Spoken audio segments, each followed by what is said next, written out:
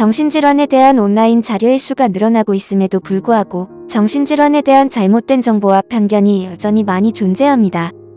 정신질환은 때때로 잘못 묘사되거나 소셜미디어상에서 미화되는 경우도 있으며 성격 특성이 정신질환으로 혹은 정신질환이 성격 특성으로 오해받을 수 있습니다. 그렇기 때문에 본 영상은 다양한 정신질환에 대한 인식을 높이기 위한 목적으로 제작되었습니다. 그러므로 본 영상을 자신을 진단하기 위한 목적으로 사용하지 마시길 바랍니다. 만약 본 영상에 나오는 증상과 관련이 있으신 경우 잘못된 진단을 내리지 않기 위해 정신건강 전문가에게 도움을 받으시길 바랍니다. 이 점을 유의하시길 바라며 이제 시작하겠습니다. 첫째, 완벽주의와 강박장애입니다. 미국 심리학회에 따르면 완벽주의란 극도로 높은 수준의 성과를 달성하려는 욕망으로 지나치게 비판적인 자기평가와 타인으로부터의 평가가 동반됩니다. 강박장애가 있는 사람들에게 완벽주의는 강박적이거나 무언가를 꼭 해야 되는 모습으로 자주 나타납니다. 일상생활에 지장을 줄 정도로 무언가를 정해진 방식으로 정리해야 하거나 어떤 일을 반복적으로 해야 하는 것이죠. 일반 사람들이나 불안이나 주요 우울장애가 있는 사람들의 완벽주의와는 다르게 강박장애가 있는 사람들은 자신의 강박장애로 인한 강박적인 부분에 대한 완벽주의자입니다. 완벽주의적 강박을 따르는데 실패하면 불안감, 공허함, 파멸감으로 이어지는 경우가 많아서 개인적인 삶과 대인관계에 해가 될 수 있습니다. 그래서 강박장애가 있는 사람들의 완벽주의나 세부 사항에 대한 주의력을 칭찬하는 건 위험할 수 있습니다. 그들의 행동에 동기가 되는 불편하고 두려운 감정을 인정하지 않는 것이기 때문이죠. 그뿐 아니라 완벽주의를 가진 일반 사람을 강박증이란 용어를 사용해서 묘사하는 건 실제로 강박장애 진단을 받은 사람들의 힘듦을 가볍게 보는 것과도 같습니다. 둘째, 할 일 미루기와 주요 우울장애입니다. 할 일을 미루는 것은 흔히 볼 수 있는 특성이지만 이는 주요 우울장애 또는 우울증의 증상으로도 발생할 수 있습니다. 연구에 따르면 깊이 생각하는 것과 자기연민의 부족이 미루는 버릇과 연관이 있다고 하며 이 요인들은 우울증에는 증상이기도 하죠. 미루는 버릇을 유발시킬 수 있는 우울증의 다른 증상들은 피로감, 집중력 저하, 초조함, 무기력함, 공허한 기분이 될 수 있습니다. 우울증을 경험하는 사람들은 생산적인 생활을 하기 어려울 수 있습니다.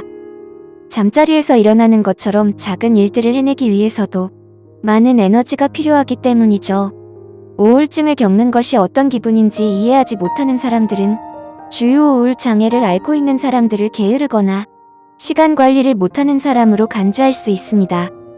하지만 그들의 미루는 버릇은 그들의 성격보다는 그들이 앓고 있는 질환으로부터 비롯될 수 있습니다. 셋째, 의심과 편집성 성격장애입니다. 대부분의 사람이 살면서 어느 시점에서 누군가 자신을 보고 있다고 느끼거나 그렇다고 결론을 내린 적이 있을 것입니다.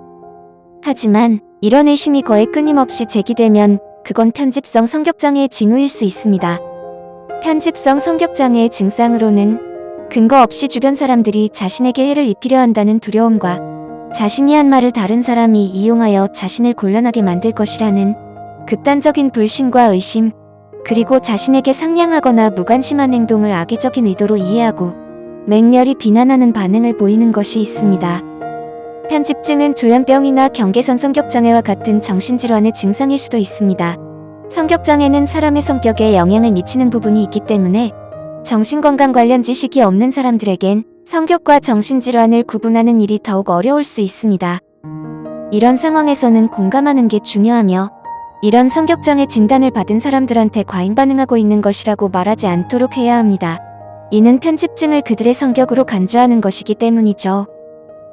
넷째, 수줍음과 사회불안장애입니다. 수줍음과 사회적 불안감은 겹치는 부분이 있을 수 있지만 수줍음은 성격적 특성입니다.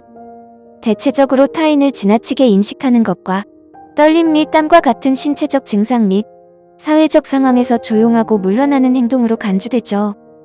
반면에 사회적 불안감은 일상적인 활동에서 더 심각하고 고통스러운 모습으로 나타나죠. 또한 수줍음의 근원은 사람의 성격에서 오는 반면 사회적 불안감은 두려움에서 오는 것이죠.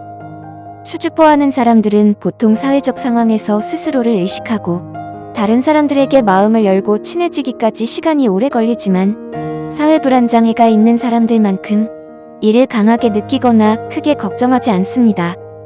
사회 불안장애는 공황을 불러일으킬 수도 있습니다.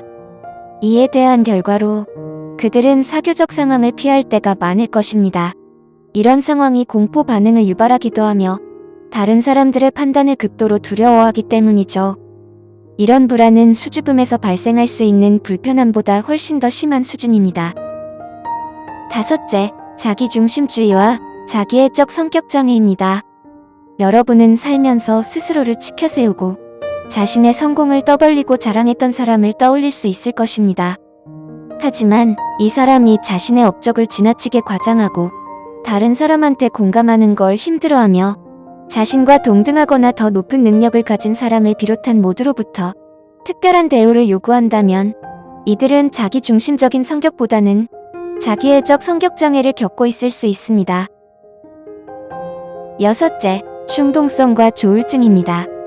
충동성은 종종 재미있고 심지어 이로운 특성으로도 간주되는데요. 이는 자기계발서들이 우리의 일상적인 행동 방식을 바꿔보라고 종종 독려하기 때문이죠. 하지만 조울증의 경우 충동성은 조울증이 있는 사람들이 나중에 후회할 수도 있는 위험한 판단의 형식으로 나타납니다. 조울증이 있는 사람들에게 있어 충동성은 조증사파, 높은 에너지가 일반적으로 동반되는 고조된 기분, 멀티태스킹, 과민함과 위험하거나 해로운 행동의 위험이 높아질 때 발생합니다. 조울증이 있는 사람이 할 수 있는 충동적인 행동의 예로는 과소비, 도박, 무모한 운전, 무방비적 성관계, 마약 사용, 폭식과 폭음이 있습니다. 영화와 TV쇼에서는 이런 행동을 흥미진진하게 표현하지만 실제 삶에서의 결과는 금전적 손실, 대인관계에서의 갈등, 재산 피해, 건강합병증, 심지어 죽음에 이를 수 있습니다. 이런 충동적인 행동을 미화하는 것은 그 결과로 겪을 수 있는 것들을 과소평가하는 것과도 같습니다. 일곱째, 산만함과 주의력 결핍 과잉행동장애입니다. ADHD는 부주의, 과잉행동, 충동성을 포함하는 발달장애로 분류되는 질환입니다. ADHD 진단을 받은 사람들은 이런 증상들을 한 가지나 두 가지 이상 보유하고 있을 수 있습니다. 주의력 결핍형 ADHD가 있는 사람들은 자주 무언가를 잊어버리고 한 가지 일에 집중하는 데 어려움을 겪으며 정리하는 것을 힘들어하고 다른 사람들에게 집중하는 것을 어려워합니다.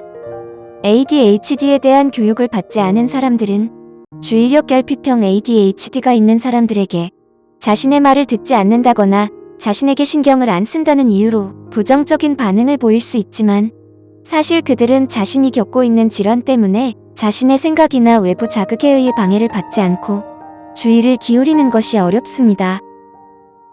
여덟째, 관심을 구하는 것과 연극성 성격장애입니다. 누군가가 다른 사람들의 관심과 인정을 구하는 데는 여러 가지 이유가 있죠. 낮은 자존감, 자기회의, 신뢰 문제 등이 포함될 것입니다.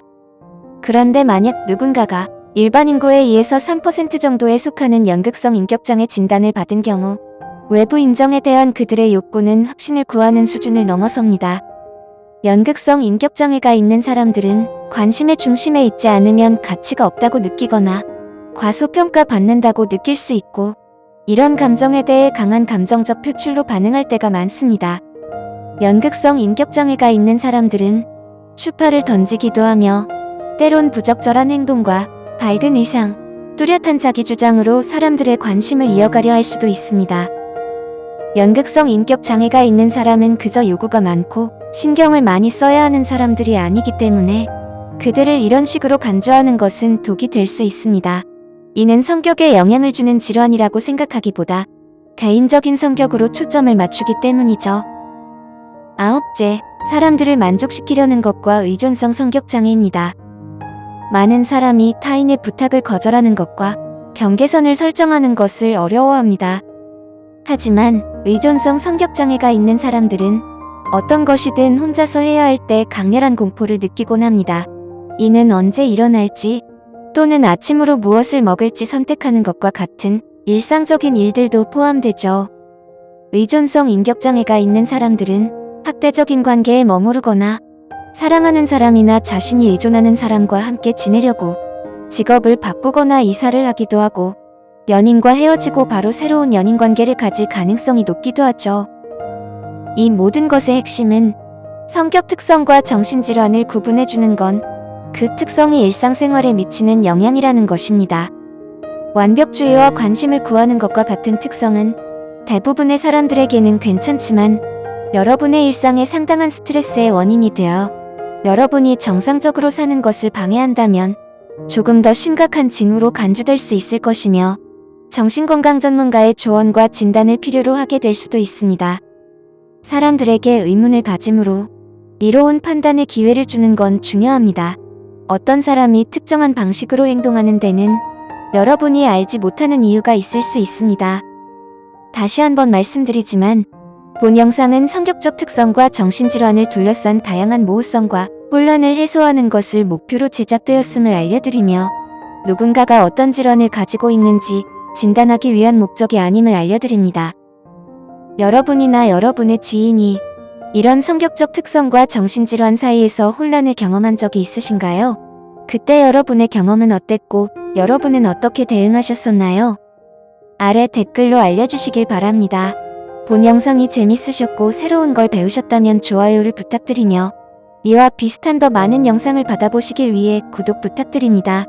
시청해주셔서 감사드리며 다음 영상에서 뵙겠습니다.